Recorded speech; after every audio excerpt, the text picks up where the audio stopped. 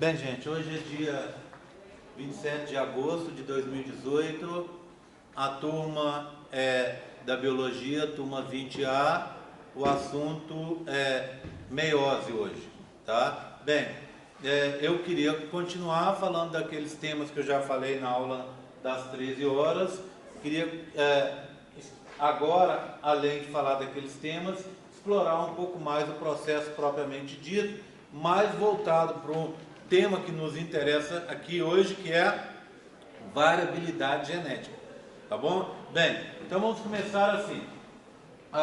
Eu queria mostrar para vocês que quer seja se a gente estiver falando de meiose ou de mitose, o processo ele vai ter duas etapas, pelo menos. A primeira das etapas é o processo da preparação para a divisão, que é a intérfase. Na intérfase você tem três etapas, o G1 e o G2, que são etapas de crescimento. O G vem de growth, que quer dizer crescimento, e no meio uma etapa de duplicação semiconservativa.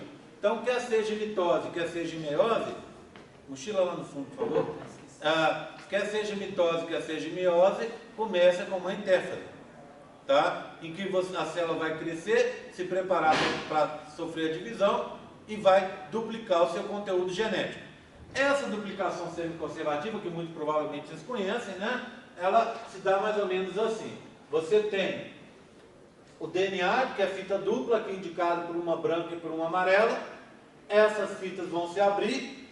Essa fita antiga, A, vai servir para ser molde da outra, que vai ser complementar a ela, ou seja, onde eu tenho A vai ter T, onde eu tenho C vai ter G, vice-versa, né?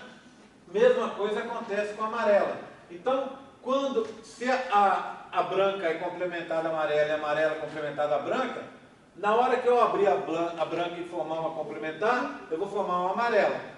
Na hora que eu abrir a amarela para formar uma complementar, eu vou formar uma branca. Ou seja, no final das contas, eu vou ter uma fita antiga, outra fita antiga, uma fita nova, outra fita nova, que são exatamente iguais. Então, no começo do processo, se eu chamo essa fita de A e B, então A vai estar aqui, vai ter um outro A agora do lado de cá, uma A nova, né? A linha, vamos colocar assim, tá? E eu tenho o B antigo que está aqui, eu vou ter um B novo, que seria B'. Nesse momento, a fita 1 está aqui e a fita 2 está aqui, elas são exatamente iguais entre si, não é verdade? E cada fita dessa eu chamo de uma cromátide irmã. Cromátide irmã, então seria cada parte desse cromossomo. O conjunto dessas duas cromátides irmãs é um cromossomo. Quando eu tinha uma cromátide irmã só, eu chamava isso de um cromossomo. Agora que eu tenho duas, eu continuo chamando de cromossomo. Só que agora é um cromossomo, vamos dizer assim, duplicado, não é isso? Com duas cromátides irmãs. Então, essa cromátide, com duas fitas de DNA enoveladas, é exatamente igual a essa. Elas são exatamente iguais entre si, tá? Só a representação aqui que a gente fez diferente, né? Para mostrar aqui a fita de DNA enrolado, que não está mostrado do lado de cá. As bandas cromossômicas indicadas em uma e em parte da outra. O que você tem aqui? Você vai ter uma constrição, tá vendo? Que vai fazer com que essa fita fique enrolada com a outra. Essa constrição é o centrômero. Tá aqui, ó. É o centrômero, certo? E as duas fitas são, conforme eu falei com vocês, são as cromátides irmãs. Nessa região do centrômero, ali, ó, você vai ter a ligação de um complexo proteico. Esse complexo proteico está indicado aqui, é o cinetócoro. Está escrito lá, tá vendo? Esse cinetócoro vai permitir que as fibras do fuso se liguem ao cromossomo, às cromátides, permitindo a separação de um cromossomo homólogo do outro, ou seja, a separação, por exemplo, desse representante do par deste, eles vão se separar pela ligação das fibras do fuso ao cinetócoro, que estaria aqui, ou isso na meiose 1, ou na meiose 2, uma separação de cromátides irmãs. um lado, uma fita vai ficar separada da outra, tá bom? Ok? Tudo bem, tranquilo? Posso seguir? Vou falando, se vocês tiverem dúvida, pode parar quantas vezes for necessário, para que a gente possa sanar essas dúvidas. Como é que é o seu nome? Meu? Luiz Gustavo. Luiz Gustavo. Luiz, você não veio na aula passada? Então funciona da seguinte forma. A aula vai, você me perguntou isso mais cedo, por isso que eu estou lembrando. A aula vai para o vídeo, tá? Ela está sendo gravada, ela vai para o YouTube. Lembrando a vocês, como é que você acha a sua aula lá? Você entra no Google, escreve G.R. Borges, que é uma das palavras-chave, escreve embriologia, lembra que eu dou aula disso também, né? Escreve embriologia e escreve assim, ó, biologia, que aí você vai estar vindo para as aulas da biologia. Só que semestre passado tem as aulas minhas gravadas lá também. Eu ia pagar, pensei bobagem, deixa lá. Quem quiser assistir mais de uma aula, né, pode assistir. Eu tenho gente que está de outras universidades assistindo, então para mim não. E não aparece ninguém, só aparece eu. Então o que acontece? Como é que você vai achar a sua aula? Você entra no Google G.R. Borges, embriologia, biologia e escreve 18.2, que é esse semestre. Não é 18-2, não é 18/2, é 18.2. Tá? E aí você vai cair exatamente nessa playlist, que começou com a aula da semana passada e que daqui a pouco vai ter essa aula lá também, tá? Você ia falar alguma coisa? Então, é que você já faz as playlists, né? Eu já faço playlist. Na playlist eu acho que fica mais fácil, né? Porque aí você assiste uma depois da outra, e se não tiver a fim de assistir a primeira aula, quiser a terceira, a quarta, você é só saltar de uma para outra, tá bom? Fica mais fácil, já vai encadeando. Mas para diferenciar uma turma da outra, esse período passado, eu resolvi colocar uma outra palavra-chave nesse período, que é o 18.2. Aí você já vem encaminhado direto para essa turma aqui. Você vai assistir suas aulas, a aula que você perdeu semana passada está gravada lá para você poder assistir. Tá bom? Ok? Bem, e aí, aqui funciona assim. Luiz Gustavo, né? Funciona assim.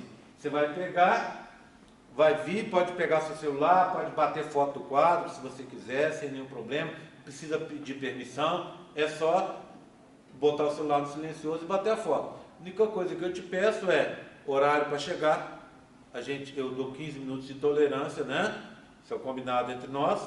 E não usar o celular para mídia social aqui dentro. Precisa responder alguém? WhatsApp? Precisa ver seu fã-clube lá no Facebook? Você faz o seguinte, você sai, vai lá fora, responde e volta, tá bom? Ok? Bem, tranquilo até agora, né? Então vamos seguir? Bem, então são duas grandes fases. A intérfase, que é a fase de preparação, que é G1, crescimento, S, duplicação semiconservativa, que a gente acabou de ver, e G2. Quando chega ali no final, a célula vai conferir se está tudo certo para ela entrar em divisão celular propriamente dita ou parar por aí. Às vezes o ambiente, quando ela começou, estava legal, depois não ficou mais. Lembra da história que eu contei hoje, que uma célula cresce e a outra não? Uma vizinha abriu um espaço, a do meio morreu. Essa daqui cresceu mais que essa. Essa se preparou primeiro para a divisão. Essa aqui que não cresceu tanto, não vai entrar em divisão. Ela tem que retornar. Ela tem que voltar ao estado anterior dela. Bem, se não der, entrar em apoptose, não é assim? Bem, agora tem um caso diferente. Imagina uma célula que, quando a gente coloca assim, para muita gente, parece que a célula está sempre em divisão celular. Ou ela está se preparando, ou ela está na divisão propriamente dita. O que não é verdade. Pega uma célula da cartilagem, um condrócito, que vocês aprenderam no período passado. Condrócito é uma célula que dura muito tempo. Ela dura 4 anos. Ela não fica 4 anos se preparando para se dividir. Claro que não. Ela vai ter o metabolismo dela normal. E quando chegar a hora de se dividir, aí sim, ela entra em G1, em S, G2 e aí vai. Bem, como é que eu digo que essa célula está tendo a vida metabólica dela normal e não se preparando para se dividir? Eu digo que ela está na fase G0. Então, a célula, o condrócito, a célula da cartilagem, ela fica em G0 durante 3 anos e, sei lá, 11 meses e 2 semanas. Aí ela entra na fase G1, na fase S, na fase G2 e divide. Tá certo? Então, é a fase que a gente chama de quiescente. Apesar que quiescente não é uma palavra boa, porque quiescente quer dizer, a gente sempre pensa em quiescente como bactéria, né? É quando o metabolismo está ali parado e tal, e não é bem isso. Tá bom? Ok? Tranquilo? Posso seguir? Bem, eu tenho uma caixa para mostrar para vocês essa interface. Repara bem, ó. Pegar aqui. Olha lá, ó. Nessa caixinha eu tenho o quê? Eu tenho o núcleo, tá aqui, que ainda não se desfez. Os cromossomos estão desenovelados. E eu tenho já a duplicação dessas organelas aqui. Vocês conhecem essas organelas? São os centríolos. Esses centríolos são as organelas mais misteriosas que a gente tem dentro da célula. Por quê? Porque primeiro são menos conhecidos, têm um aspecto diferente do restante, e eles, o que faz esses tais de centríolos? Os centríolos fazem o citoesqueleto, que é uma coisa que está sendo descoberta também mais recentemente, nas últimas décadas, né? Tem se estudado o citoesqueleto. Bem, eu gosto de ver o citoesqueleto como uma armação de uma barraca. Imagina a célula como se fosse uma barraca. Você vai acampar, você leva o tecido da barraca e tem que levar o quê? Aquelas armações internas para que a barraca fique em pé, não é? A célula é a mesma coisa. Ela tem armações internas para ela ficar no formato dela. Então, uma hemácia fica naquele formato por causa do citoesqueleto. Um hepatócito no formato dele por causa do citoesqueleto. Uma célula, um queratinócito, naquele formato por causa do citoesqueleto. Então, existem 3 tipos de citoesqueleto. O citoesqueleto de actina, que parecem cabos cruzados, o de filamentos intermediários, e um citoesqueleto de microtúbulos, que ele é feito por tubinhos, bolinhas que geram, no final das contas, tubinhos. Quem vai fazer o citoesqueleto de microtúbulos é essa organela que se chama centríolos. Centríolo. Olha o centríolo. São 9 pares de microtúbulos, tá vendo? De tubinhos periféricos. 1, 2, 3, 4, 5, 6, 7, 8, 9. 9 pares periféricos e 2 centrais. Essa estrutura, ela nunca fica sozinha. Então você tem um centríolo e vai ter sempre outro centríolo do lado dele. Então, sempre formando a letra T. Um centríolo com outro centríolo. Esse formato de T. Mas olha que coisa engraçada. Toda célula tem centríolo. Mas, no máximo, um par de centríolos. Exceto quando está em divisão. Vamos, ao invés de ficar falando um par de centríolos, denominá-los de centrosomo. Então, toda célula tem um par de centríolos ou tem um centrosomo. Esse centrosomo fica ali pertinho do núcleo e ele vai formar o citoesqueleto de microtúbulos, que forma várias coisas. Por exemplo, esse arcabouço que vai dar forma para a célula. Além disso, olha que bacana. A célula usa esse arcabouço para ela transportar substâncias e organelas e estruturas diversas de um canto para o outro. Já pensou como a célula, como é que o negócio funciona? Aqui está uma organela que precisa da enzima X. Como é que a enzima acha essa organela? É o acaso? Não. Ela é direcionada para ali pelos microtúbulos, pelo citoesqueleto. Existem proteínas transportadoras que usam esse citoesqueleto como se fosse uma estrada. Eu estudei uma dessas no meu doutorado, uma que chama miosina 5A. Ela faz isso, ela transporta coisas e ela é super bonitinha. Eles fizeram uma filmagem da molécula mesmo. Ela é aquela famosa que faz com os pezinhos assim andando, parece um bichinho andando.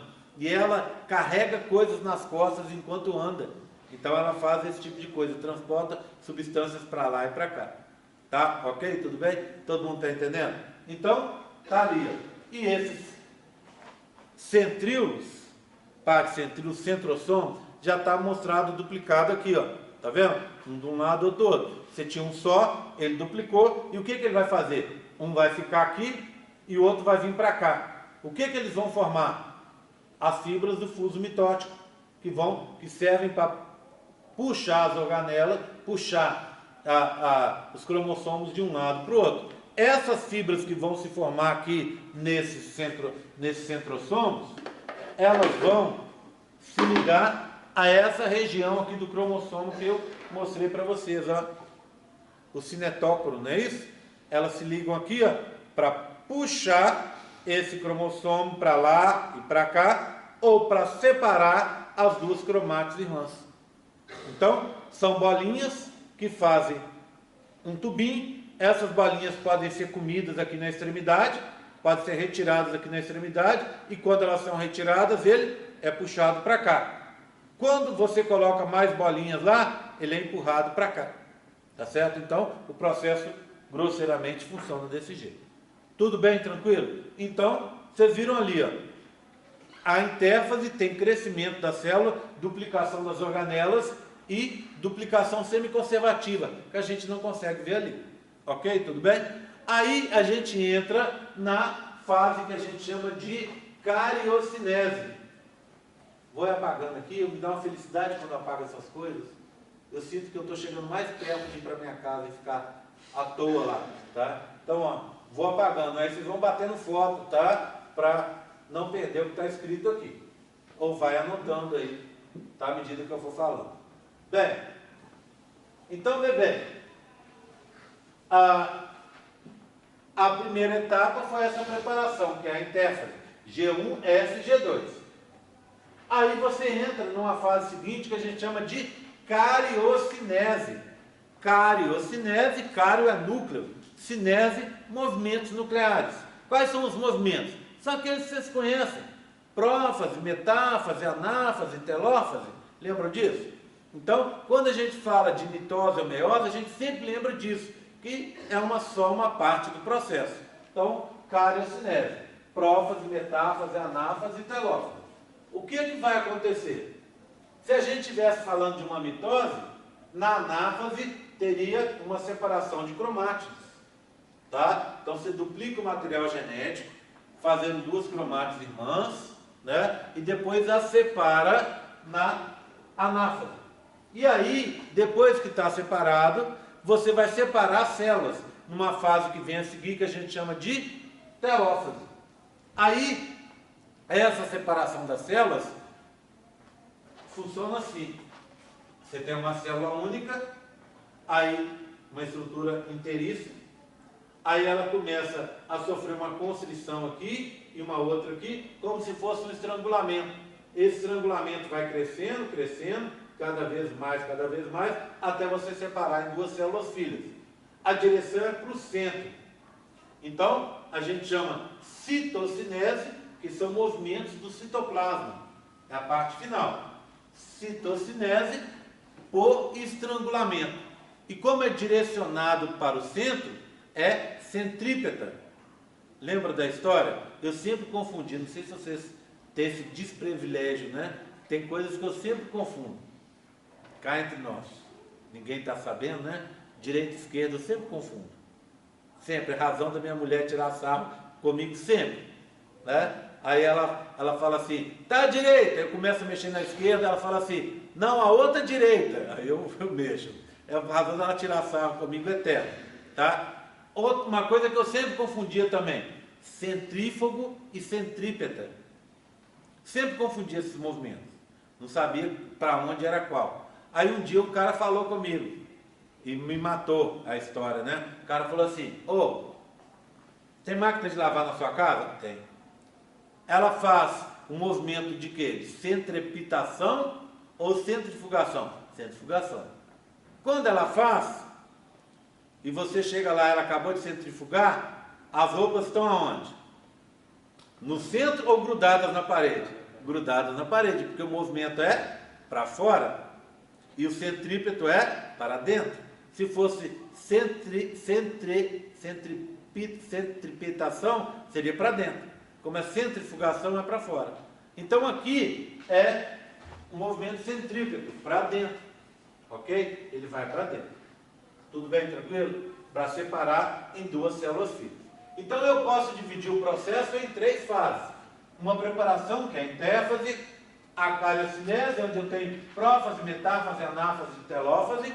e uma fase final que é a citocinese, tá? Que é uma citocinese, no nosso caso, centrípeta. Nada demais, isso aí vocês aprenderam lá no colégio, né? Agora, eu queria começar a adicionar alguns conhecimentos a esse conhecimento que vocês já têm. O primeiro deles é o seguinte: existe uma nova fase para a gente conseguir descrever processos que acontecem entre a prófase e a metáfase. Só para relembrar, prófase, lembra? A carioteca, a membrana nuclear se desfaz, os cromossomos ficam novelados, os centríolos se duplicam. E aí, o que acontece? Forma-se o fuso mitótico. Pronto. Aí entra na fase seguinte, que é a metáfase. O que acontece na metáfase? Cromossomos pareados no equador, no meio das células. Você fala, poxa, então foi rápido. Aconteceu, está faltando alguma coisa nessa história. E o que falta nessa história é uma fase intermediária em que acontecem coisas da prófase, mas também coisas da metáfase. A gente chama essa nova fase de prófase. Metáfase. Prometáfase. Tá? Ela vai entrar onde? Entre a prófase e a metáfase. Tá bom? Prometáfase. Ok? Tudo bem? Tranquilo? Tá? Bem, tirar aqui, hein? Mitose não me interessa. Vou falar sobre meiose. Como é que funciona a tal da meiose?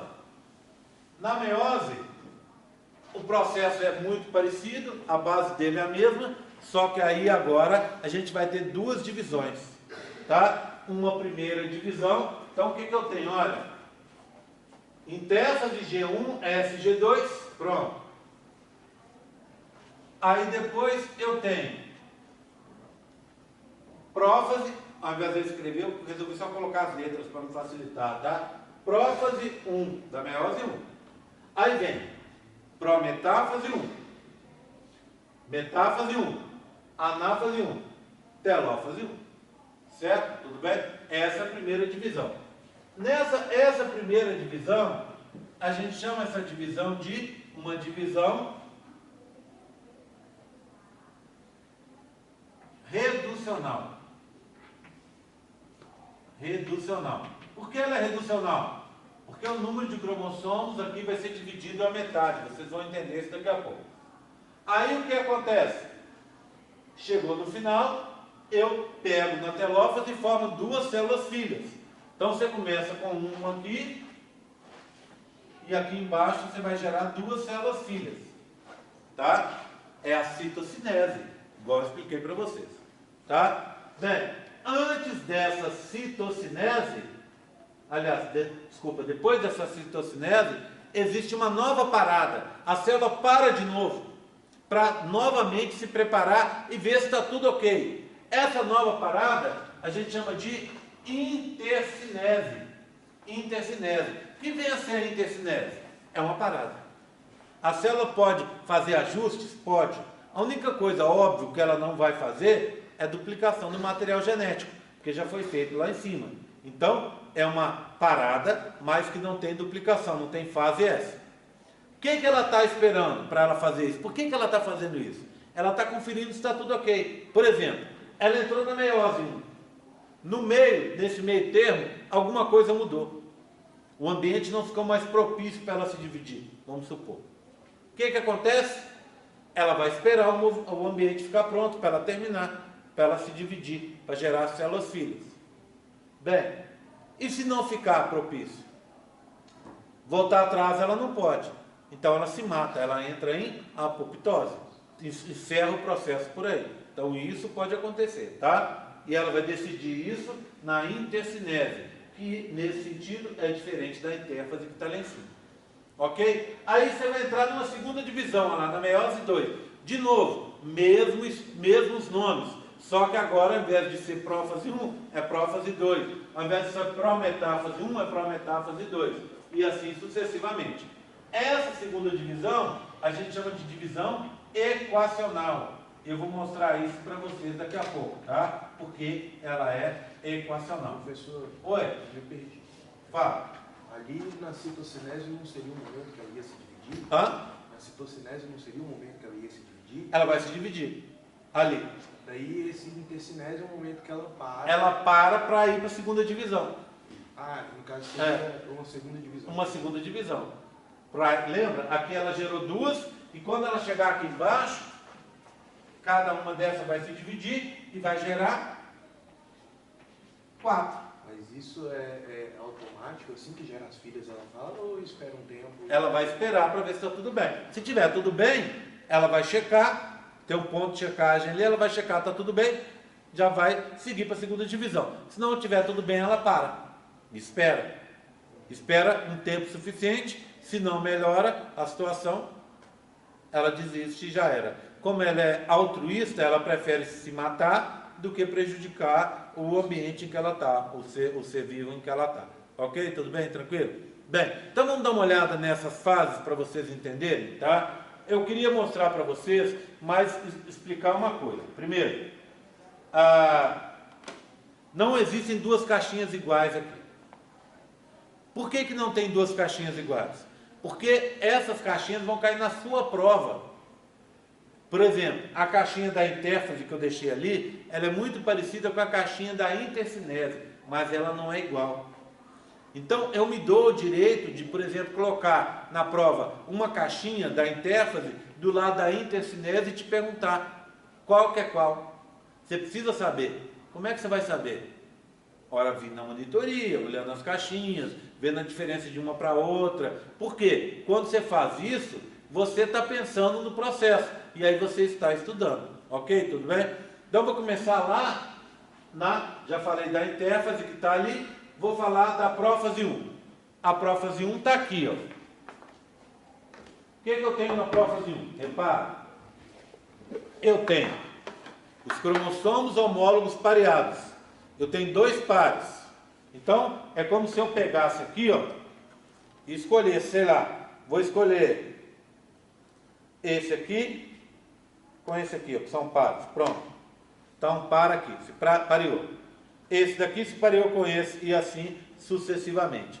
Então, eles vão sofrer uma condensação, eles vão enovelar e um vai se parear com o outro, tá? Vai ficar um do lado do outro.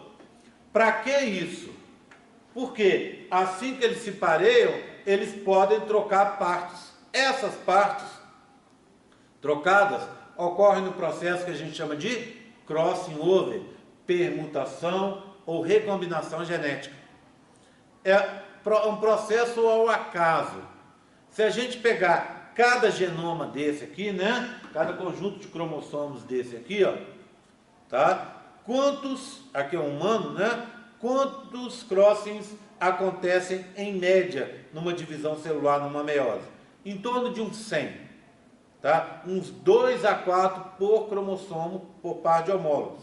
Então, por exemplo, esse se pareia com esse e eles vão fazer 3, 4 trocas. Pode também não fazer nenhuma, porque é um processo que é casual, certo? Tudo bem? Tranquilo? Então, um pode fazer mais, outro pode fazer menos, alguns podem fazer nenhum, outros podem fazer vários, certo? Tudo bem?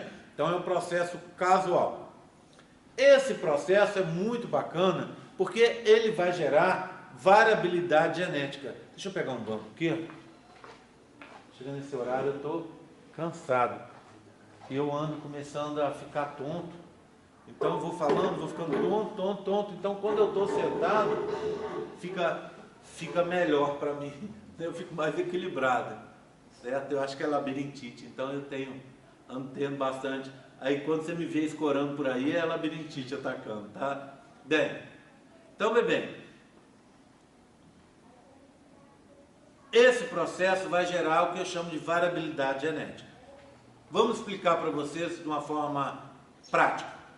No cromossomo 15, se eu pegar o último aqui, ó, se eu contar aqui, ó, eu tenho 15 aqui assim, ó, 15, tá vendo? Esse é o 15. Aqui é o 15 também, ó. No cromossomo 15, eu tenho os genes para a cor de olhos, tá? Como é que funciona a cor de olhos? Se eu olhar aqui, deixa eu ver.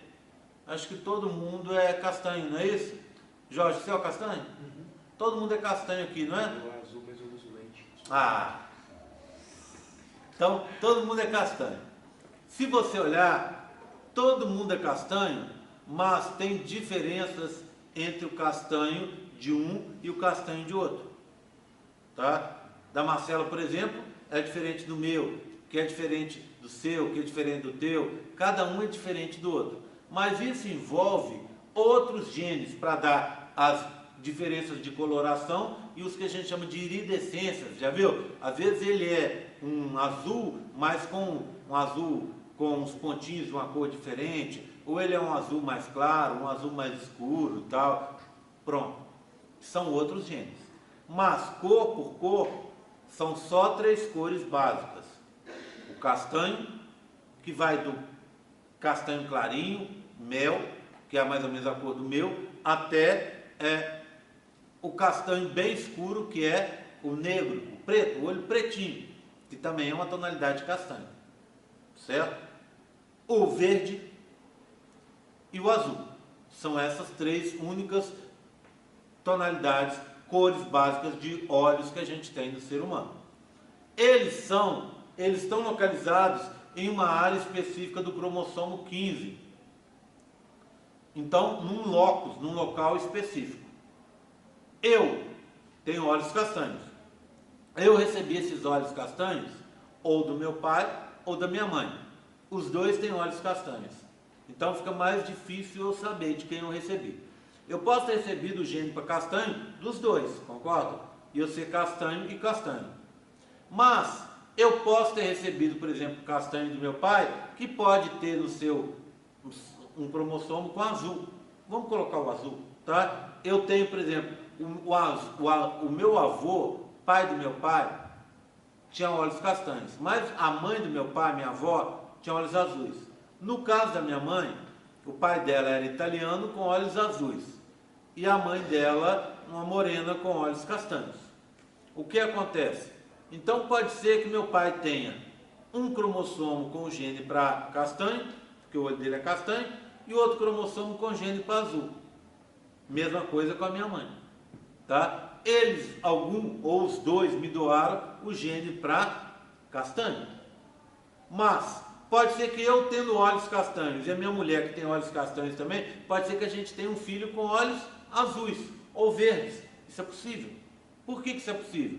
Porque se eu tenho escondido em recessividade o cromossomo, o gene para olho azul, por exemplo, e minha mulher também tem isso e não sabe, uma das possibilidades é gerar filhos com olhos azuis. Então quem tem olho castanho pode ter filho de olho azul, de olho verde. Não há problema, porque o gene pode estar escondido ali em recessividade. Mas quem tem filhos de olhos azuis, só pode ter filhos de olhos azuis. Por quê? Porque ele não tem os outros genes. Azul, para você ter, tem que ser azul e azul. Não pode ser azul e verde. Se for azul com verde, é verde. Não pode ser azul com castanho, porque se for azul com castanho, é castanho. É a mesma coisa em relação ao verde. Verde, para você ter, tem que ser verde com verde ou verde com azul, que verde domina o azul. Mas se tiver castanho, é castanho. Verde com castanho, é castanho. Entenderam? O que eu estou dizendo? Que para esse gene, você tem 3 possibilidades. Castanho, azul e verde. E eles ficam num processo de domínio. Para todos, tem genes que eu tenho só 2 possibilidades. Tem genes que eu só tenho uma. Mas tem genes que eu tenho milhares de possibilidades diferentes, milhares de variantes diferentes. Essas variantes a gente chama de alelos. Tá? Então existem 3 alelos para a cor básica de olho. Todas no cromossomo 15. Os cromossomos 15 se parearam. Pode ser que ao se parear, essa cromata irmã daqui de baixo troca um pedacinho com essa de cá, ou com essa de cá. E aqui vice-versa. Aqui também troca aqui com a outra, ou com a de cima ou com a de baixo. E podem trocar pedaços diferentes. O que dá de resultado? Quando acontece isso, é o tal do crossing over, eu gero o quê? Um novo cromossomo, um cromossomo com pedaços diferentes, que vieram desses daqui principalmente, mas que receberam uma contribuição com pedacinhos daqui. Então imagina que esse aqui fosse o cromossomo para olhos castanhos e esse para azul.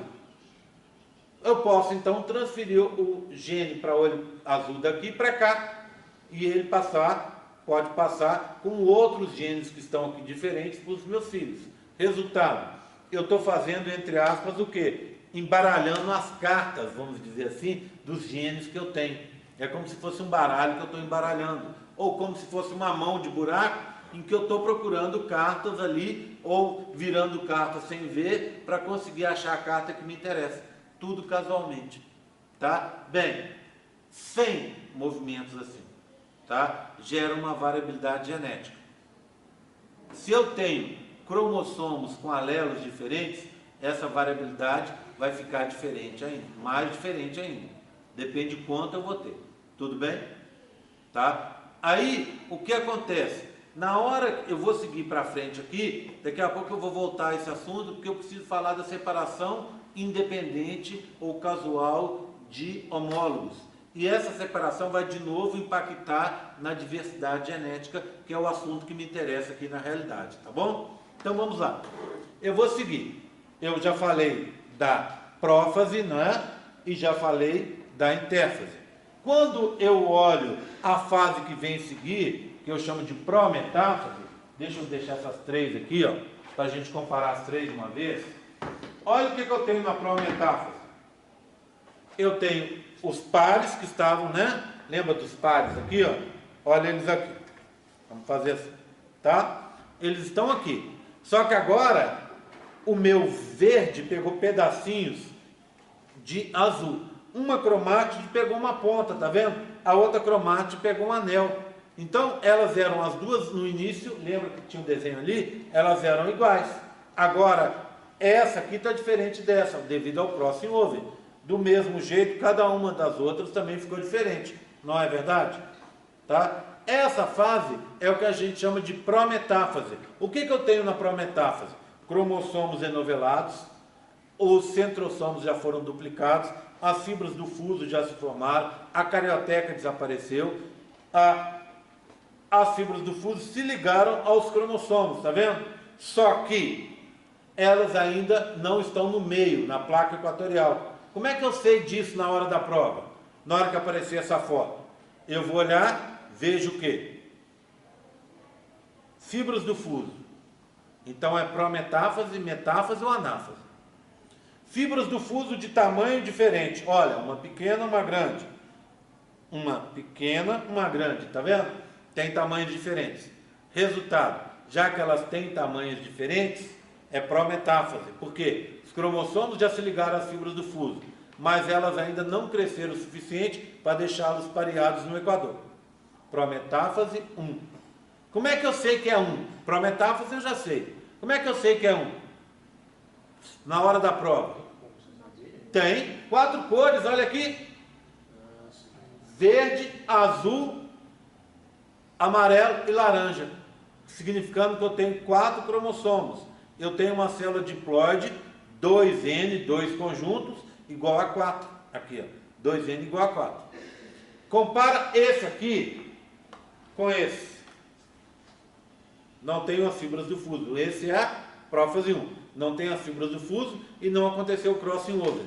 Como separou os pedaços, como dividiu os pedaços, como compartilhou os pedaços, eu já tenho crossing over nesse aqui do prometáfase. Esse processo de crossing acontece no final da prófase e não está demonstrado aqui nessa caixinha. Agora compara a prometáfase com a metáfase. Ó, vou guardar aqui a prófase, colocar aqui com a intérfase e pegar a metáfase. Vamos dar uma olhada na metáfase? Olha na metáfase. Vou colocá-los na mesma ordem. Ó. Pronto. Olha lá. Dá para diferenciar um do outro na hora da prova? Dá.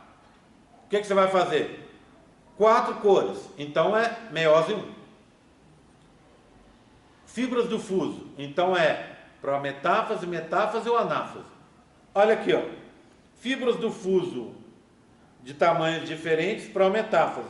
Fibras do fuso do mesmo tamanho, metáfase. Metáfase 1.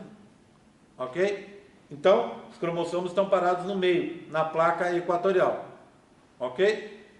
Vamos pegar agora a anáfase 1, vou colocá-la aqui, ó, no mesmo sentido, ó. Deixa eu ver se eu consigo. Aqui, anáfase, vamos colocar na ordem? Prometáfase, metáfase e anáfase. Olha lá. Opa! Cadê as gravatinhas borboleta que eu estava vendo aqui? Então aqui, ó, elas foram puxadas. Repara para você ver que são dois, ó, um embaixo do outro, tá vendo? Um embaixo do outro. Então elas estavam, imagina, a gravatinha borboleta estava assim, né? Aí ela foi puxada, veio assim, ó. As duas perninhas da cromátide deitaram uma em cima da outra. Ah, então, mas eu vou ter dificuldade, porque você vai mostrar uma foto. Se você não mostrar aqui, eu não vou saber. Claro que vai. Quantas cores eu tenho? 4. Laranja, amarelo, verde e azul. 4 cores, meiose 1. Tá puxando? Anáfase 1. Ok? Tudo bem? Tranquilo? Não dá para confundir essas aqui não. Dá? Uma com a outra? Acho que não, né? Bem, seguindo. Vou guardar essas daqui e vou passar para a fase seguinte, que é a telófase. Olha o que acontece na telófase, gente. Eu vou largar uma caixa e vou passar agora a mostrar tudo em duas. Por quê? Na telófase, eu já estou aproveitando para mostrar o final dela, que é a citocinese. Então, vamos dar uma olhada na telófase 1. Olha, peguei já uma caixa menor, para que a gente consiga ver que essa célula está diminuindo de tamanho, que ela está se separando. Então, ó, olha na telófase. Fibras do fuso desapareceram. E eu tenho 2 conjuntos. Lembra? Ficou assim, ó. Eu puxei para baixo o azul com o laranja. E para cima o amarelo com o verde. Não foi isso? Está aqui, ó. Então eu vou fazer um conjunto que é azul com laranja e o outro conjunto que é amarelo com verde. É o que eu vejo aqui, ó. Azul com laranja, amarelo com verde. Quantos cromossomos eu tenho aqui? 4. São 2 conjuntos? Sim. Então 2N igual a 4. Eu estou partindo para quê? Essa célula. Quantos cromossomos eu tenho? 2. E aqui? Eu também tenho 2. Aqui eu tenho pares? Não tenho mais. Por quê? Qual é o par do verde? É o azul, tá aqui. Qual é o par do amarelo? É o laranja. Estão separados, tá vendo? Então a célula deixou de ser diploide com 2 conjuntos para ficar haploide com um conjunto só. Então caiu a metade. Por isso eu vou dizer que essa divisão é uma divisão reducional. Concorda comigo? Porque eu peguei a ploidia e peguei essa ploidia e dividi-la à metade. Ok? Tudo bem? Acompanhando? Tá tranquilo? Tá favorável aí? Tudo bem? Posso seguir? Posso seguir? Bem, o que é que vem a seguida? Em seguida, vem aquela parada para ver se está tudo ok, que é a intercinese. Tá? O que é que vai acontecer nessa parada? 2 caixas, não é? Tenho elas aqui, ó. Eu vou pegar esse monte de uma vez. Deixa eu ver aqui. É isso mesmo. Então vamos lá, ó. Na intercinese, tá? Olha o que vai acontecer. Opa! O núcleo, a carioteca se formou de novo. O cromossomo se desenovelou. O centrossomo não está duplicado. Parece que a gente voltou lá no início, né? Só que agora é uma célula haploide. Ela está vendo se está, entre aspas, se está tudo ok para ela seguir à frente. Então é aquela parada para verificar se as condições estão ok. É a tal da intercinese. Tá bom? Dá para confundir essa caixa da intercinese com a caixa da intérfase, eu já deixei ali, ó, mais ou menos na mão para a gente comparar. Vamos comparar as duas caixas? Vou tirar esse bolo aqui, passar para cá, ó. Olha, processo, pegar uma só, processos muito parecidos, mas as caixas são diferentes, não é? Ó, o núcleo tem buraquinhos grandes aqui, aqui não tem, carioteca, né? Aqui eu tenho os centrossomos duplicados, aqui não está duplicado, tá vendo? Justamente porque, chegar na prova eu posso te mostrar que caixa é essa e te perguntar, posso te mostrar essa caixa e te perguntar o que que é, para você saber realmente, eu saber se você está correndo atrás e está estudando. Combinado? Tá? Tá tudo ok. Se tá tudo ok, ela vai entrar na meiose 2, tá? Deixa eu colocar aqui, pegar essa primeira e colocar aqui embaixo desse grupo aqui. Pronto, tá? Bem, deu tudo certo. Vamos entrar na meiose 2? Vamos. O que acontece na meiose 2? Meiose 2, basicamente, separação de cromátides irmãs. Já expliquei isso várias vezes. Então, eu vou começar mostrando para vocês a prófase 2. Só que tem uma historinha que eu preciso contar sobre essas caixas. Seguinte, eu tinha duas caixas que representavam a prófase 2. E eu sempre achava, quando dava aula, que elas eram pouco representativas da prófase 2. Aí eu pedi para uma aluna minha fazer duas novas. Falei com ela, tá aqui essas duas caixas, você desmancha e faz outras. Elas estão coladas. Aí a aluna falou comigo o seguinte, falou, olha, Gé, se eu for desmanchar, eu vou perder, existe o risco de perder a caixinha. Você não prefere comprar duas caixinhas novas e eu faço para você, duas novas caixinhas e aí você ficaria com 4 para a prófase 2? Falei assim, sem problema, pode fazer. Então agora nós temos 4 de prófase 2, tá? A primeira é essa aqui, ó. É aquela que eu contei para vocês que é pouco representativa. Olha, a carioteca está íntegra ainda. O centrossomo está aqui, mas diferente da outra, da intercinese, os cromossomos, que são isolados, não é isso? Não são pares, eles já estão enovelados de novo, tá? É assim, com o amarelo e o verde, é a mesma coisa com o azul e o laranja, tá? Aí, quando ela fez a outra caixa, olha o que ela fez. Eu achei que ficou bem bacana. Deixa eu colocar essas aqui, para mostrar para vocês a outra. Olha lá, ó. O que aconteceu? Ela mostrou para a gente a carioteca se desfazendo, tá vendo? Esses pedacinhos vermelhos que vocês estão vendo aqui, é a carioteca se desfazendo. Lembra? Ela vai virar retículo endoplasmático rugoso, porque carioteca, a membrana, o envelope nuclear, nada mais é do que uma área específica determinada do retículo endoplasmático rugoso. Então aqui ela está se desfazendo. E olha, eu já tenho os centrossomos duplicados e cada um num polo oposto. Tá certo? Para formar as fibras do fuso. Então, essa é a prófase 2, tá? Aí vem, repito, prometáfase 2. Prometáfase 2, deixa eu deixar as prófases aqui. Prometáfase 2. Tá ela aqui, ó. Pronto e pronto. Repete o mesmo raciocínio. Olha lá. Fibras do fuso, sim. De comprimento diferente? Sim. Então é prometáfase. Quantas cores eu tenho agora? 2. Não é? Ó, azul e laranja. Aqui, verde com amarelo.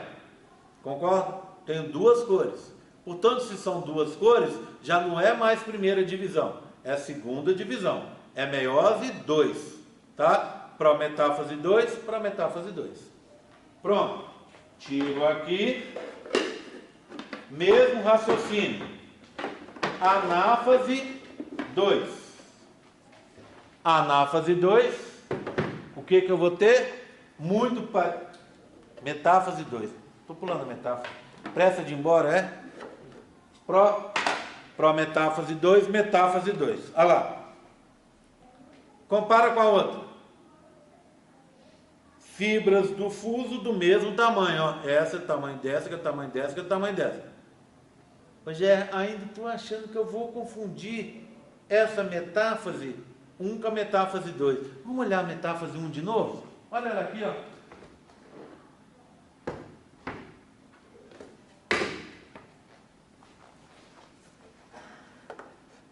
Fibras do fuso do mesmo tamanho.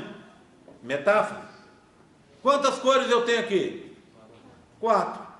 E aqui em cada uma delas? 2. Tá? Primeira divisão, segunda divisão.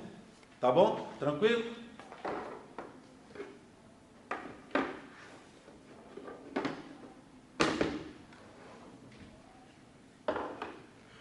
Eu tinha Fala. um diploide, fez a primeira divisão, haploide. Haploide. Haploide continuou a divisão e virou o quê? Haploide de novo. É isso que eu vou te explicar agora. Tá? Então o que eu separei ali? Separei isso aqui, ó. Eu tinha um cromossomo que era assim, não era? Assim. O que é isso? Um cromossomo com 2 cromátides. Agora eu fiz assim, ó. Separei. O que é isso aqui? Um cromossomo com uma cromátide. Ou então, se tem 2 cromátides, é um cromossomo. Se eu tenho uma cromátide, é um cromossomo também. Então, eu separei as cromátides irmãs, mas eu não mexi na haploidia. Ou seja, eu tinha uma coisa que era assim e dava uma célula com um cromossomo. Na hora que eu separei, eu gerei 2 células, cada uma com um cromossomo. Mas se eu for pensar na quantidade de DNA, aí sim, caiu a metade, não é? Concorda? Porque eu tirei metade, pus em uma e metade em outra. Mas cromossomo é a mesma quantidade, certo? Eu fiz o milagre da multiplicação dos cromossomos, né? Bem, aí sim, ó. Olha lá, ó. Anáfase, olha. Anáfase 2. Olha lá, ó. Opa, dá para confundir com a outra? Só se você quiser, né? Ó, laranja é laranja, uma cor. Azul e azul, uma cor. Aqui só são 2 cores. Então, segunda meiose, meiose 2. Tá separando? Tá. Tá puxando para lá? Tá. Então é anáfase. Anáfase 2. Do mesmo jeito lá de cá. Tá vendo? Aí eu vou formar um grupo aqui, ó. E um grupo aqui em cima.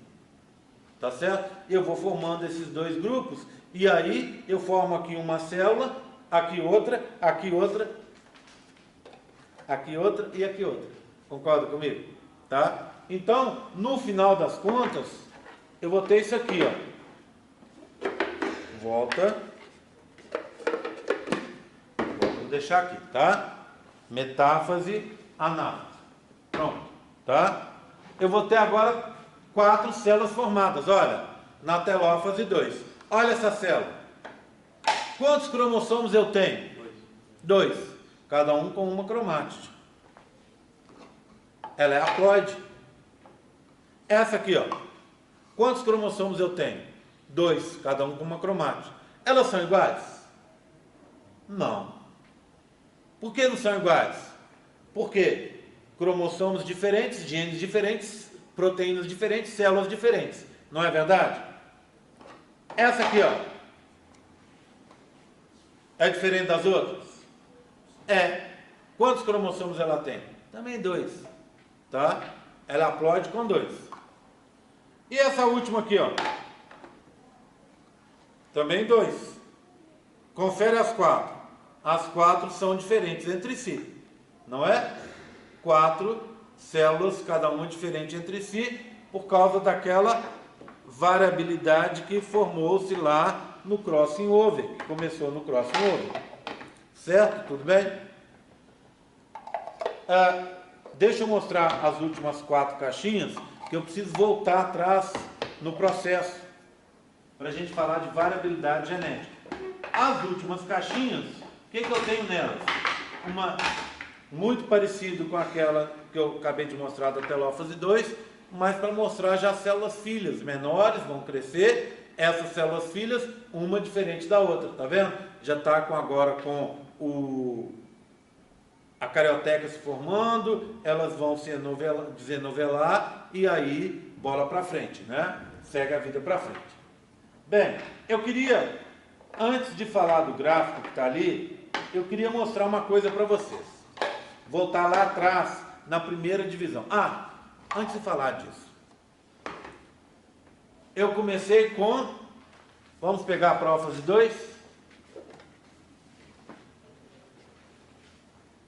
uma célula com 2 cromossomos, tá vendo?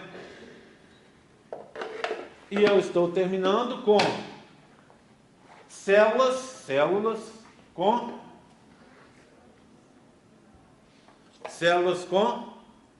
2 cromossomos. Não mexi na ploidia, não é? Não mexi na ploidia. Portanto, mantive a mesma quantidade. É por isso que essa segunda divisão, ela é chamada de equacional, porque eu mantenho essa igualdade, tá? Ok? Então, segunda divisão é uma divisão equacional. Certo? Tranquilo? Bem, então, vou voltar agora, eu vou falar, se vocês acharem necessário, a gente pega, vamos pegar um aqui, quer ver? Ó? Deixa eu pegar, vou voltar lá na primeira divisão, hein? Vou pegar a anáfase 1. Cadê ela? Anáfase 1. Pronto. Bem, o que está acontecendo na anáfase 1? Eu estou separando homólogos, não é? Os pares de homólogos. Olha, eu fiz um conjunto que era verde com amarelo. E, consequentemente, um conjunto que vai gerar uma célula. Consequentemente, aqui em cima, esse outro grupo vai formar uma célula com azul e laranja. Poderia ser diferente? O que é ser diferente nesse caso? Ao invés de ser o verde com o amarelo, ser o verde com laranja e, em consequência, o azul com amarelo? Posso. Qual que é a chance disso ocorrer? Meio a meio. É casual. Tá? Vou voltar ao real agora. Pronto. Tá aqui. Tá? Eu vou escolher um de cada aqui. Ou seja, ou esse, ou o par dele. Ou esse, ou o par dele. E assim sucessivamente. Qual que é a chance que eu tenho de escolher esse carinha ou o par dele? É a mesma. Então, eu vou formando conjuntos com representantes daqui e representantes daqui. Certo? Como é que eu sei quantos conjuntos eu posso formar? Por exemplo, eu posso formar um conjunto que vai ter 23 do pai numa célula e em outra, obviamente, 23 da mãe. Tá? Eu posso formar um conjunto que eu tenha 22 do pai e 1 da mãe. Qual seria esse da mãe? Qualquer um dos 23. O 1, o 2, o 3, o 4. Eu posso formar um conjunto que eu tenha 22 do pai e 21 do pai e 2 da mãe. E assim sucessivamente, tá vendo? Combinações diferentes. Como é que a gente descobre quantas combinações diferentes a gente consegue fazer assim? Brincando com esse conjunto. Tem uma parte da matemática que trata disso. Chama-se análise combinatória. É aquela brincadeira dos conjuntos. Lembra quando vocês tiveram isso na matemática? O professor te dá um conjunto e fala assim: quantos tipos diferentes de arranjos, de agrupamentos eu consigo fazer? Tá? Bem, facilitando a vida para vocês. Eu pego, são 2, tá vendo? 2 são pares, sempre par. Estou tratando sempre de pares de cromossomos, então são pares. Quantos pares? 23. 2 elevado a 23 dá 8,4 milhões de combinações. Então eu consigo, só mexendo nisso, 8,4 milhões de combinações, que são sempre casuais. eu falei de uma outra origem de variabilidade genética, que é o crossing over. Portanto, se eu junto 8,4 milhões com 100, multiplico por 100, eu vou ter então 840 milhões de combinações, não é isso? Tá? Só que não. Por quê? Porque a gente está esquecendo de uma coisa básica. O crossing over é casual. Ele pode acontecer em qualquer lugar. São 100 em média. Que numa célula acontece aqui, que outra vai acontecer em outro lugar. Concorda comigo? Então não dá para a gente fazer um cálculo da variabilidade genética causada por esse processo.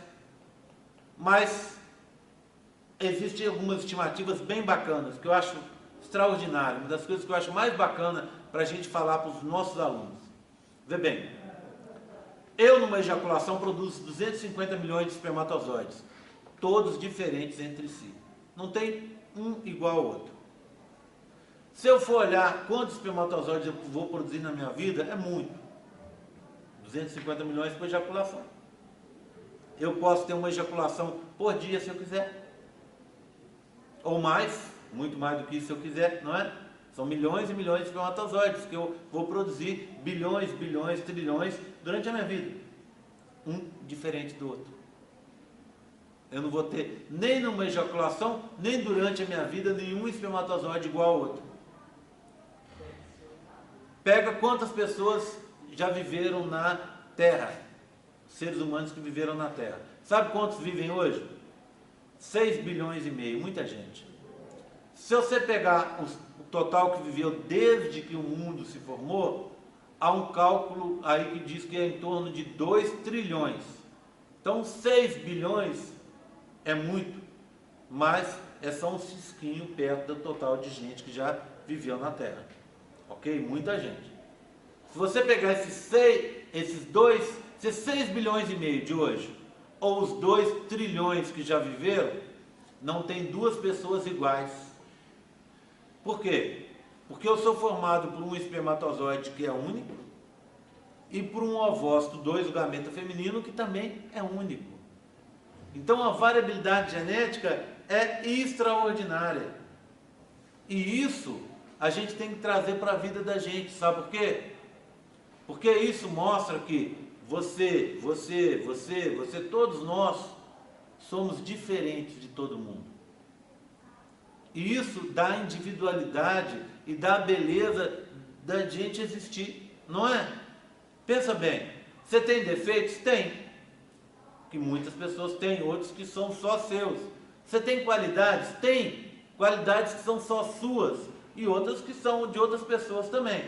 Você é uma mistura que é única e que não vai existir em você, só existe em você, não vai existir nos seus filhos, não vai existir nos seus netos, não existiu no seu pai, não existiu na sua mãe, não existe nos seus avós, nunca existiu. Incrível isso, né? A gente pensar assim, poxa, eu sou um experimento único da natureza. Isso é muito incrível, mostra que a gente tem muito valor.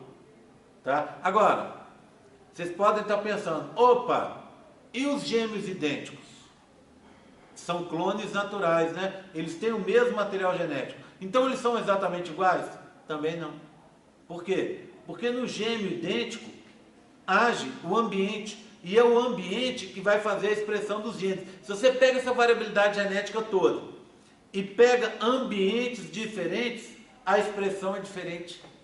Tá vendo? Aí é mais variabilidade ainda. Então um par de gêmeos idênticos, o que acontece com os caras?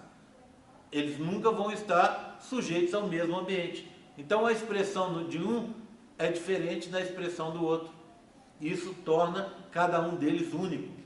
Tanto é verdade que a impressão digital de cada um é diferente.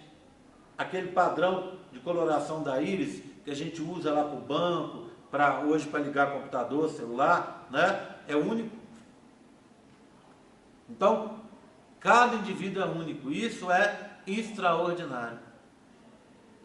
Por causa dessa variabilidade que surge aqui. E que, óbvio, é genética? É.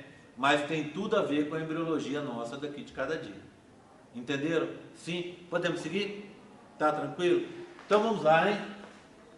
Eu agora queria contar para vocês, num gráfico, a gente explorar esses processos aqui. Bem, muita gente, eu acho que todo mundo aqui me conhece, com exceção do Luiz, não é isso, Luiz? Primeira vez que está comigo? Não, Já fez lá a histologia comigo? nem já, mas tipo assim, eu tive que trancar o período. Não precisa contar detalhes tristes, não escabrosos pra É. gente, né? Tudo bem? Então me conhece. Quem me conhece, eu acho que você não. Seu nome? Gabriela.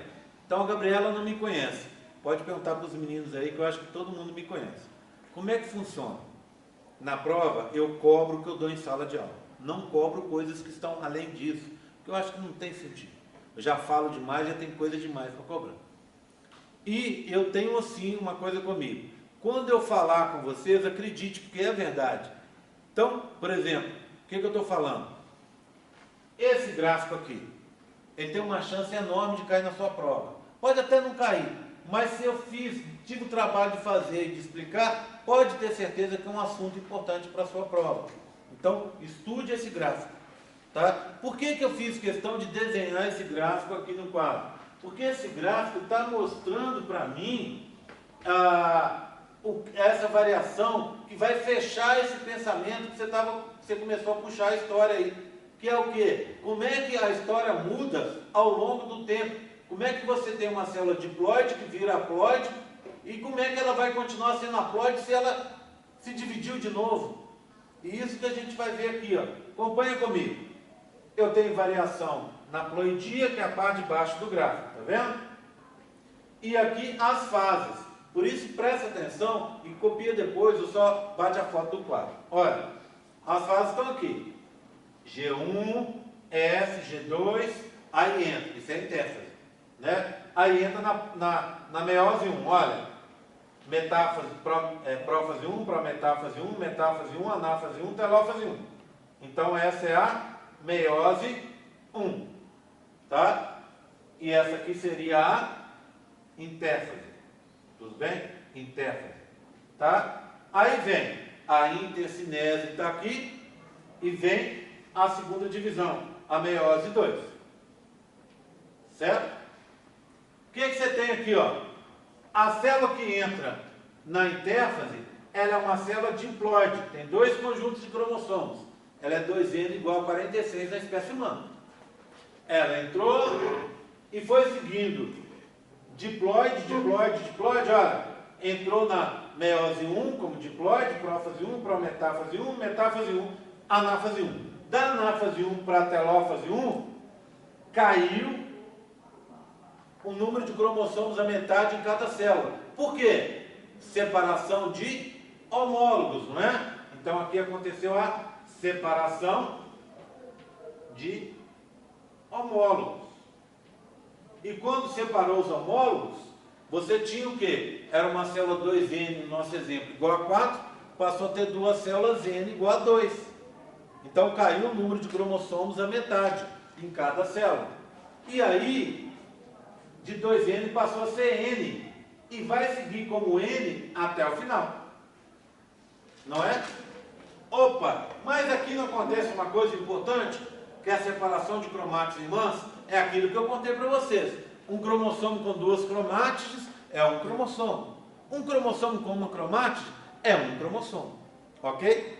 Tudo bem? Essa é metade da verdade. A outra metade eu só consigo ver aqui em cima, para vocês entenderem por que acontece isso. É a concentração de DNA, tá vendo? Eu tenho três possibilidades aqui. X, que é uma concentração. 2x, que são duas concentrações. E 4x, que são quatro concentrações. Vamos definir o que é uma concentração? Uma concentração, um X é igual a N, a uma haploidia, antes da fase S. Concorda comigo? Então é isso que eu defini. Ou seja, o que eu tenho uma haploidia? O que eu tenho antes da fase S? Eu tenho os cromossomos não duplicados, tá? E eu tenho dois conjuntos. Então, o X equivale a um conjunto antes de ser duplicado. É isso que eu quero dizer. Tudo bem? Todo mundo entendeu? Tá? Então eu começo aqui, ó, com 2x. Por quê? Porque eu tenho dois conjuntos. Um que eu recebi do meu pai, um que eu recebi da minha mãe, mas que ainda não estão duplicados. Então eu começo com 2x. Quando eu entro na fase S, olha aqui, ó, eu duplico. De dois conjuntos, eu vou passar para 4x. Por quê? Cada cromática foi duplicada. Cada cromossomo agora está nessa forma de gravatinha borboleta. Antes ele era assim, ó. E quando duplicou, ele ficou assim. Não é? Tudo bem? Então, duplicou a quantidade. De 2x, eu passei para 4x aqui, ó. Concorda comigo? Tá? Porque duplicou. Teve duplicação semi-conservativa. Tá? Aí veio. Aqui, de 4x, passou de novo para 2x. Alguém tem ideia? Por quê? Separação de homólogos, não é isso? Olha escrito aqui, ó. Separação de homólogos, separação de homólogos. Então eu tinha dois conjuntos com, se fosse o meu caso, 46 cromossomos, né? Dois conjuntos de 23, ou seja, gerando 46 cromossomos duplicados. O que eu fiz agora? Separei metade para um lado, metade para o outro. Resultado, caiu a metade a concentração de DNA, não é? De 4x caiu para 2x. De novo. Veio vindo assim. Quando chegou aqui de novo, ó, entre a anáfase 2 e a telófase 2, eu separei as cromátides. E aí, cada cromossomo que estava assim foi separado. Resultado, eu passei a ter x. Então, caiu de novo para x. Então, eu vou ter aqui, ó, x mais o que, hein? 4 células. Não é? X em 4 células. Eu poderia até fazer um gráfico, mas seria bobagem, do aumento de células. Isso você sabe. Não é? Começa com uma, gera duas, e duas geram 4. Então, ó, 4x foi o máximo. 4x vezes 4, 4x. Concorda? Eu mantive a quantidade aqui. Entenderam? Sim ou não? Ou está na dúvida? Fala. Tenho duas dúvidas. Sim. A primeira, na parte de baixo, quanto à ploidia, por que na fase S não duplica, não sobe esse gráfico? Porque você não está aumentando o número de cromossomos. O que acontece na fase S? Imagina, aqui, ó. Você tem isso aqui, ó. Deixa eu pegar um conjunto. Vamos pegar aqui e ajeitar aqui para você, tá? Ó, você tem, eu vou tirar esse daqui que é um Y, tá bom? Tá?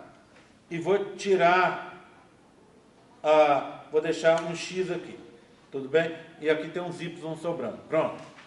Você é assim, tá? Você não, se você fosse uma menina, tá bom? Ok? XX, tá? Você seria assim. Só que, quando entra na fase, isso aqui já é uma representação da fase S, porque os cromossomos já estão duplicados. Se fosse mostrar antes da fase S, ela colocaria só um lado, não é? Só um lado. Então, na fase S, cada um desses duplicou, ó. Essa é a representação da fase S. Duplica as cromátides e não os cromossomos. Essa já é uma representação da menina na fase S. Se fosse antes da fase S, eu teria que partir isso aqui no meio. E aí você teria um lado só, uma cromátide só, antes da fase S. Entenderam? Entendi. Aí tem outra. Sim. Não, mas entendeu essa aí? Tá tranquilo? Essa aí tá, vai. Ali na telófase, porque eu acho que a telófase ela separa, mas não isola, né? Eu acho que isso aconteceria na citocinese. Depende de autor para autor. Alguns autores dizem que a citocinese é parte da telófase. É o final da telófase, é a citocinese. Para outros autores, a citocinese é um evento isolado. Tá? Se for, então ela não faz parte. Se for isolado. Se ocorrer terminando a telófase, então a citocinese estaria dentro da telófase.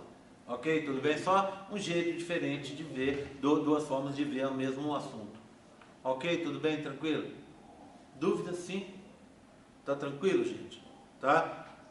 Aula com turma menor é uma beleza, né? Eu acho que fica muito mais fácil, tá? Na próxima aula eu vou falar de gametogênese, que é colocar isso dentro lá do corpo que vocês viram, lá dentro do testículo. Então a gente vai ver como esse mesmo processo que vocês viram agora rola dentro do testículo, tá bom? Todo mundo entendeu? Tá? Todo mundo teve na aula mais cedo, né? A aula, eu marquei aqui a data das provas.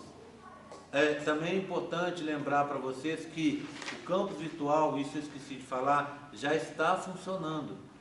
Eu mandei uma mensagem para todo mundo quando o campus virtual ficou funcionando. Se você não recebeu mensagem, tá? É porque alguma coisa pode estar acontecendo. Pode ser que você não esteja matriculada, pode ser que você não esteja com o e-mail lá acessível no campus virtual, pode ser que no seu e-mail as mensagens estão sendo mandadas para a lixeira. Então tem que conferir direitinho se tem algum problema com isso aí, tá? Tem que dar uma olhada para ver se não está tendo algum problema. Tem que vigiar, porque isso aí depende de você, não de mim. Você tem que olhar, está todo mundo matriculado. GR, não fui matriculado. Aí a gente tem como resolver. GR, tá indo para minha lixeira. Então você tem como resolver. Eu explico como é que você faz. GR, está no e-mail que eu não acesso. Já expliquei para você que é só você trocar o e-mail, tá? A nossa forma de contato é via campus virtual. É o jeito mais fácil. Ok? Combinado? Então confira se está tudo certo. Eu devo mandar algumas outras mensagens. Devo talvez mandar uma mensagem para reforçar esse negócio da prova, as datas da prova. E aí vocês ficam atentos se está recebendo ou não. Tá bom? Se vocês recebem de alguma de todas as disciplinas, não está recebendo da minha, pode ser que você não esteja matriculado. Forma de saber, entrar no campus virtual e ver se a minha sala está lá, se você consegue ter acesso a ela. Tá bom? Tá combinado, gente? Vou fazer a chamada para a gente estar encerrando. Olha aqui, ó. Esses são os desenhos da Bia que eu falei com vocês, tá? Então aqui, ó, são os desenhos do genital masculino, não é isso? Aquele genital masculino que está ali em cima, está colando. Essas aqui são as células de Sertoli, tá vendo? Aqui é o túbulo seminífero, coisas da próxima aula. Aqui, da aula passada da vulva, tá bom? Então esses são os desenhos dela. Qual que é a minha ideia? Pegar os desenhos da Bia e escanear e colocar para vocês no campus virtual. Aí, quando vocês tiverem que vir na monitoria para fazer aquela parte dos desenhos, quem quiser traz esses desenhos e usa esses desenhos. Ou eu posso deixar também, se vocês preferirem, lá no Xerox, alguém deixa lá no Xerox, numa pasta lá, e quem precisar vai ali no Xerox, tira o Xerox e vem e faz. A única coisa que eu não quero que vocês façam é trazer isso preenchido de casa, aí não pode. Você vai chegar com o desenho na frente da monitora, ela vai pegar o modelo, você vai olhar o modelo e vai o quê? Indicar assim, ó, grandes lábios. Os grandes lábios, lembram, eles eram creme, não é isso? Um creme. Aí você vai escrever assim, creme, amarelo claro, sei lá, a cor que você acha que é aquilo ali. Você escreve a cor e escreve o nome da estrutura. Para mim está ótimo. Agora, quem não quiser, quem preferir, pode desenhar como era até período passado. Período retrasado era totalmente desenho. Período passado já tinham pessoas fazendo dessa forma. E esse período, a Bia, que foi minha aluna no período passado, ela já fez mais desenhos. Acredito que ela esteja com quase todos os desenhos prontos.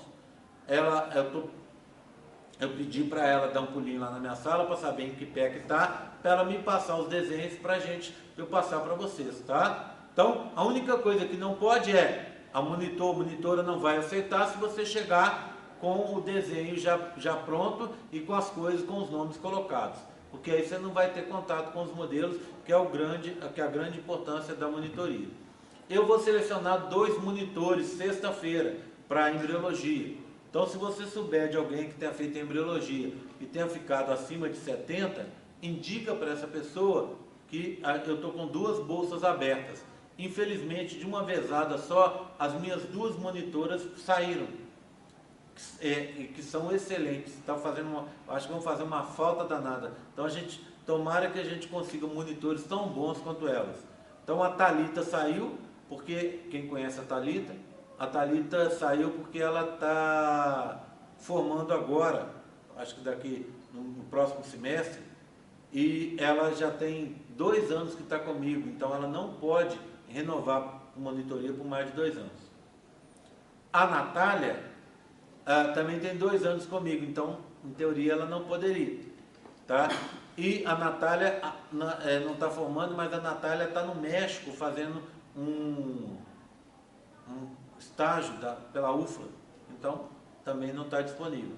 Por isso eu estou abrindo as 2 vagas, e aí se vocês souberem de gente boa, gente fácil de lidar, responsável, que tenha tirado uma boa nota em embriologia e que precise da grana, indica para a pessoa fazer, me procurar. A prova vai ser sexta-feira, às 9 da manhã, lá na minha sala.